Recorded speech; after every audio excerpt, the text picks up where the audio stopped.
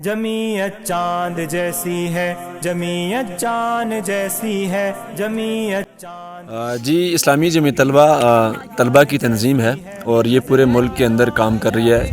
جامعات کے اندر کر رہی ہے، کالجز کے اندر کر رہی ہے اور سکولز کے اندر کام کر رہی ہے۔ ہر وہ شخص اس کا حصہ بن سکتا ہے جو طالب علم ہے اور اپنی طالب علمی کی زندگی کے اندر رہتے ہوئے اسلامی جمعیت طلبہ کا وہ رفیق بن سکتا ہے، امیدوار بن سکتا ہے اور رکن بن سکتا ہے۔ دراصل اسلامی جمعیت طلبہ کا مقصد جو ہے وہ نوجوانوں کو اسلام کے ساتھ جوڑنا اور اسلام کی محبت ان کے دلوں میں بٹھانا، اور اسلامی جمعیت طلبہ 23 دسمبر 1947 کے اندر قیام عمل میں آیا اور اس سے لے کے آج تک اسلامی جمعیت طلبہ کی کردار سازی فکری طور پر، عملی طور پر اور ذہن سازی کرتی ہے، یعنی تطہیر افکار اور تعمیر افکار کا یہ کام دیتی ہے۔ اس لیے اس سلسلے میں مختلف پروگرامات کرتی رہتی ہیں، ان کے اسٹڈی سرکلز ہوتے ہیں، حدیث سرکلز ہوتے ہیں اور گروپ اسٹڈیز ہوتی ہیں،